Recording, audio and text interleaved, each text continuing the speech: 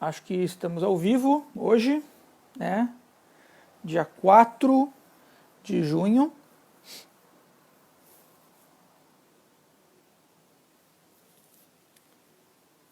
Daniele está aí, Dani, lá diretamente de Portugal, do Porto ainda, né? Linda cidade, que eu já estive, muito feliz. Dá um acionar aqui. Hoje é um tema bem diferente. A Sharon também está aí. E aí, Sharon? Hoje temos um tema que eu acho que ele já veio um pouquinho da semana passada, né? Que foi um pouquinho falar da curiosidade da gente. E acho que os livros têm um pouco da curiosidade também, de como é que a gente se sente, como é que a gente pensa, e o que isso tem a ver também com a possibilidade de nós criarmos a nós mesmos, nos desenvolvermos como pessoas e também, consequentemente, desenvolver os outros, né? E com isso eu quero falar um pouco para vocês também, como eu falei da semana passada, né, que da ideia de que tinham livros na minha casa que eu não sabia ler, mas eu ficava vendo as imagenzinhas ali dos animaizinhos e era extremamente interessante.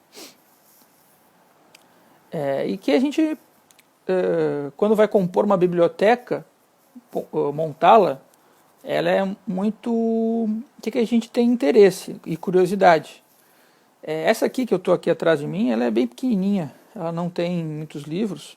E eu nem queria que tivesse muitos livros mesmo, queria que fosse pequena para que a gente pudesse, para que eu pudesse começar a compor uma maior, que está em outra casa, na casa que eu morava antes, e que eu trouxe para cá o que deu para trazer, o que foi possível trazer, mas que eu acho que a composição dela diz muito respeito desse momento que eu estou vivendo a minha vida. E talvez muitos de vocês também estejam pensando, puxa, mas como é que eu componho, né, os livros e vou pensando eles, né? Então eu sempre tenho dado alguns cursos ultimamente sobre o Bion, que é um psicanalista inglês, falecido. Então eu coloquei alguns livros dele aqui em cima, e tem um livro que eu acho bem legal, que é esse aqui, Estudos Psicanalíticos Revisados. Eu sou psicólogo, né? Então, e é um livro que eu sempre estou lendo e relendo esse livro, principalmente pelo caso do Bion com o Beckett, o caso clínico deles. O Jorge entrou aí. Bom dia, Jorge. Estamos aí. Eu não vou me estender muito, porque o Beckett foi um prêmio Nobel de literatura, muito importante, que teve um grande desenvolvimento depois desse encontro com o Bion. Ele era um assessor do James Joyce, assessor literário junto com o James Joyce, e o Bion estava começando a clínica dele, estava no momento que ele tinha uma filha pequena, que era filha da primeira esposa dele, que faleceu, né, durante o parto da Parthenope, que era filha, né, e ele também estava com muita dificuldade na época em poder cuidar da filha dele, né. Então ele começou trabalhando com convênios, e lá pelas tantas encontrou o Samuel Beckett, que foi esse assistente do James Joyce, e começou a escrever livros, e surge ali nessa relação começa a surgir o escritor Samuel Beckett, né, que é uma coisa extremamente interessante, porque também o Bion começa a escrever nessa época. Eu acho esse aqui um livro bem legal, ele é bem acessível, bem fácil da gente ler. Eu estou trazendo ele porque é a referência da cabeça, né? Indo para o segundo plano dos meus livros, aqui tem uma outra parte que eu venho estudando bastante tempo, que é o judaísmo e a mística judaica, né? Que é uma coisa bem diferente do que a gente está acostumado, mas que tem muita relação total com a nossa vida. E eu acho que também tem um pouco desse aprendizado da importância do amor, do cuidado, da gente se conhecer, se amar mais. Então eu tenho dado bastante espaço para o judaísmo na minha vida. As coisas caem. A Nara está aí, ó, lá de Israel. Shalom, Nara. Tem dado muito espaço, então, para... estávamos falando justamente de misticismo e judaísmo. Então, lá de Israel, tenho pensado muito isso, né? Um livro que pela primeira vez que eu li, eu fiquei extremamente contente em ler, e me mudou muito meu jeito de pensar, foi esse livrinho aqui do senhor Gershom Scholem, chamado A Cabala e o seu Simbolismo, né? É um livro muito interessante, e ele traz interpretações e um jeito de pensar que, a primeira vez que eu vi esse livrinho, eu realmente mudei muito meu jeito de pensar, porque ele vai falar do nascimento da letra Aleph, né? Que é uma letrinha hebraica, primeira letra do alfabeto hebraico, que não tem som. E ele vai explicar um pouquinho o porquê desse não ter som, né? Que Moisés estava lá do alto da montanha, dizendo para as pessoas as coisas, falando com elas, e elas estavam lá embaixo ouvindo o que estava sendo dito. E lá embaixo as pessoas não estavam entendendo o que estava sendo dito. Elas escutaram um ruído, então interpretaram mal. Olha que coisa bonita isso, né? Eu acho que às vezes a gente interpreta mal mesmo as coisas. Tem dificuldade em poder entender ou levar em consideração aquilo que está sendo dito. Cada vez mais na minha prática como psicólogo eu venho sentindo que a gente está com muitas dificuldades em se escutar e escutar o outro. Isso eu acho que é uma coisa muito profunda na nossa realidade social. Isso me deixa muito triste, porque o ideal da gente era poder trazer o outro para perto e partilhar com o outro de sensações, de sensibilidades, e poder fazer com que isso fosse uma coisa consistente, um aprendizado de verdade nas nossas vidas, né? E isso não está acontecendo, né? Eu fico muito chateado, fico triste. Tem um outro elemento, indo um pouco mais para baixo aqui, indo para a seção de literatura. Aliás, a minha seção de literatura é muito grande, mas também não está aqui comigo, tem pouca coisa comigo, deixei a maior parte lá no outro apartamento que eu morei, que é esse livro do senhor Jorge Luis Borges, né, também intitulado O Aleph, né, como nós estamos falando do Aleph ali. Ele vai falar de um conto muito diferente, de outra maneira, né? Mas esse foi um conto que quando eu li ele, já li bastante tempo esse conto, né? Um conto muito bonito, chamado O Imortal, que é um livro de contos, esse livro aqui, né? E o Imortal é um conto que o Borges vai falar sobre um homem que chega na cidade dos imortais e lá encontra um mendigo, e a cidade toda destruída, toda demolida, e ele não entende por que ele encontra... Ó, o Gabriel chegou aí, Gabriel Schleder. Vindo, Gabriel, de Passo Fundo, né? Passo Fundo. Então, esse homem chega lá, é um soldado romano, ele chega na cidade dos imortais, encontra a cidade destruída, devassada, e encontra um homem que é um mendigo, um maltrapilho, parece um animal, um cachorro. E no momento lá, esse homem interpelado vê que o homem está tentando fazer um ruído, olha só que interessante, um ruído que é um verso de Homero. Aí o homem se dá conta, puxa, esse é o Homero, né? O homem que escreveu a Ilíada, está aqui na minha frente, mas ele perdeu o dom da fala. Como pode isso? E ele olha para a cidade dos imortais, aquela cidade toda destruída, toda acabada, e pensa, puxa, mas os imortais tiveram todo o tempo da vida para poderem embelezar essa cidade, tornar ela rica. Eles mesmos esqueceram como se fala, né? Claro, eles tinham e têm todo o tempo para fazer qualquer coisa. Então, eles não utilizaram esse tempo deles bem para fazer o que eles têm que fazer. Eles utilizaram muito mal a vida imortal deles. E é uma sensação de decepção que o soldado romano tem. E ele ele perde o interesse pela cidade quando ele vê isso, né? Ele se entristece pela cidade. Eu também tiro como lição, uma das lições que eu tenho tirado desse conto, é que quando a gente tem todo o tempo do mundo para fazer uma coisa, isso é muito ruim, né? É bom que a gente possa pensar as coisas junto ao tempo delas, junto no tempo também das pessoas, por mais difícil que isso seja. Porque a gente também tem um tempo no mundo. Se a gente não fizer nada com esse tempo, a gente só vai estar piorando a nossa vida também, deixando de nos preocuparmos com como embelezar essa cidade, como nos embelezarmos como povo, né? Eu acho que essa reflexão me marcou muito nesse continho do Jorge Luis Borges, e acho que ela é uma reflexão que convém muito nesse nosso momento.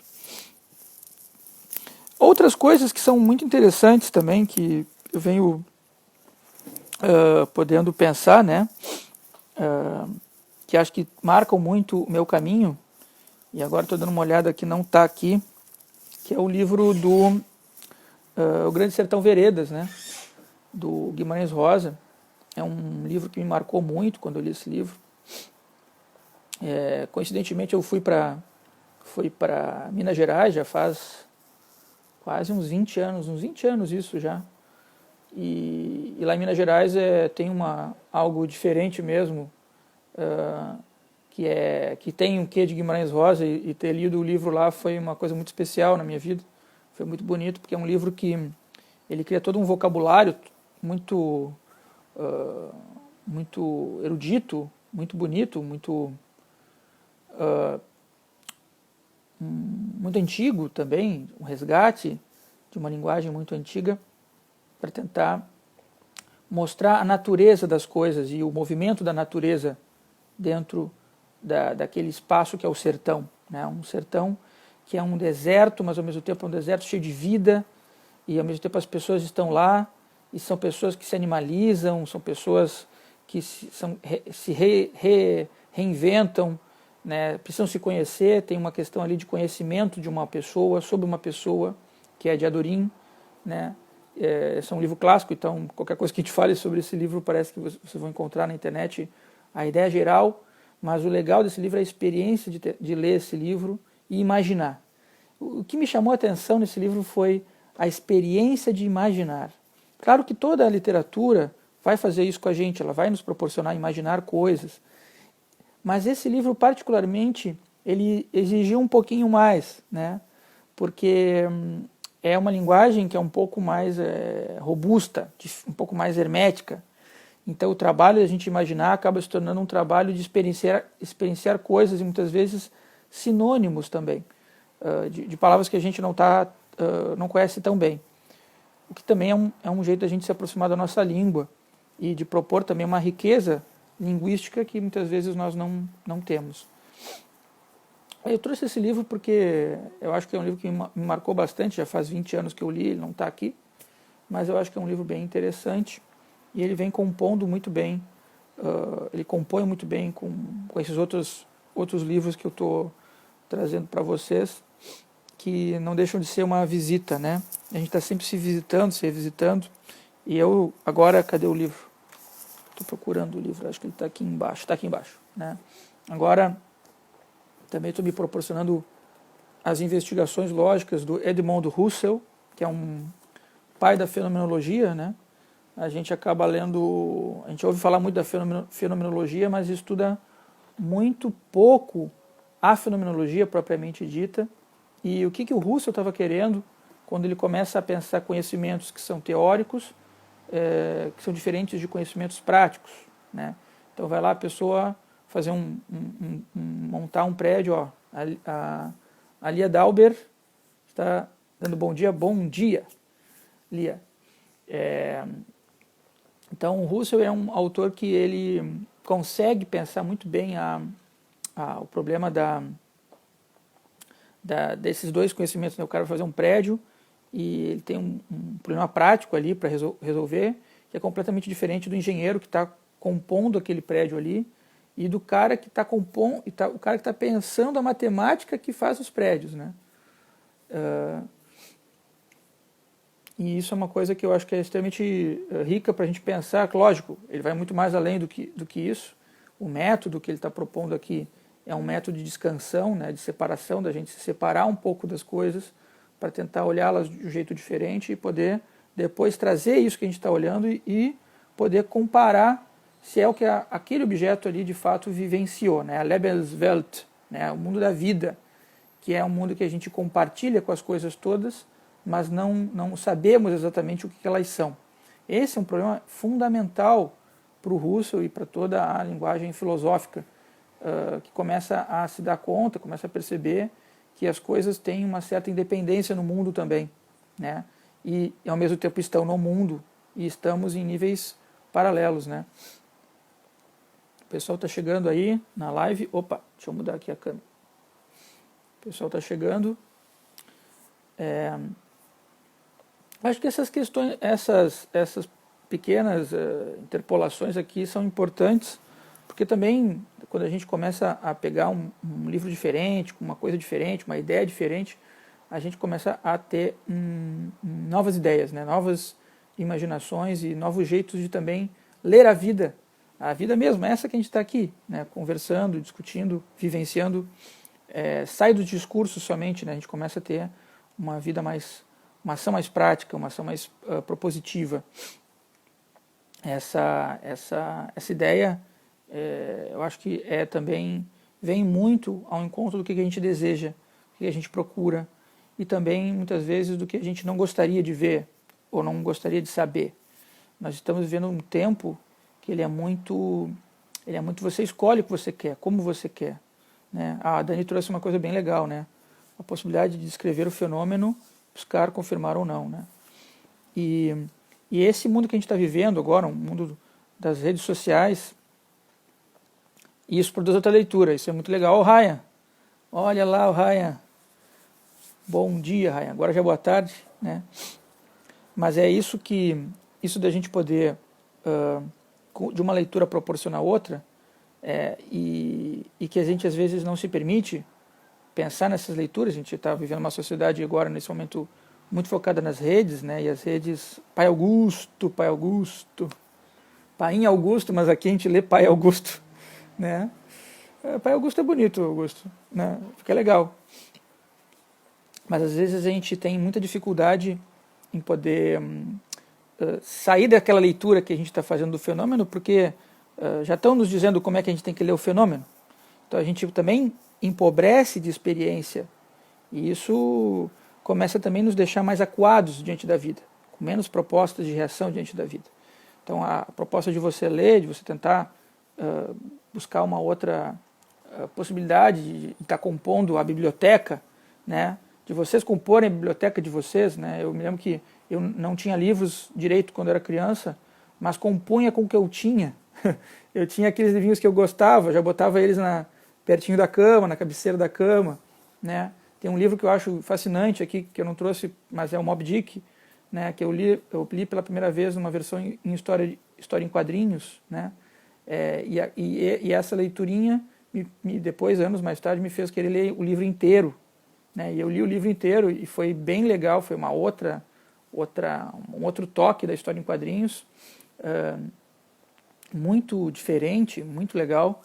E então também, né, uma leitura que leva a outra leitura, que leva a uma nova reação nossa, uma outra posição.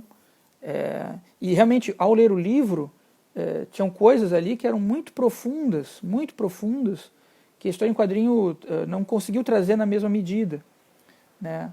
E me toca muito, ainda hoje, quando eu estou me arrepiando agora, porque me toca muito, porque foi uma obra que me marcou bastante por estar podendo lê-la inteira, né? Tá com bastante tempo para poder lê-la, né? E tive tempo na época para poder lê-la, né? Me joguei na leitura, me coloquei diante dela, assim. E é uma coisa também que acho que às vezes a gente está com essa dificuldade para se proporcionar essa experiência de imaginar, de dar mais imaginação para nós mesmos, né? Devido a toda essa circunstância que a gente está vivendo, né, um vírus complicado desses, a sociedade em processo de desagregação muito alto, né, e quando a gente tenta, às vezes, trazer leituras diferentes também, nem sempre isso dá muito certo, né, as pessoas às vezes querem uma coisa de um jeito e quando vê é de outro, né, eu acho que é um pouco o que esse conto do Imortal traz, né, você gostaria de ver daquele jeito e você vê de outro jeito impreterivelmente. E é fato. Você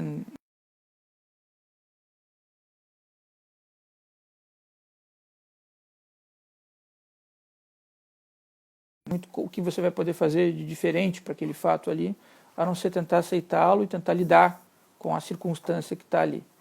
Eu acho que isso é uma coisa difícil da gente lidar. E a gente está um pouco cansado de não conseguir mudar as coisas também, né? A gente gostaria de mudá-las e muitas vezes não consegue, não somos bem-vindos nas nossas tentativas de mudança.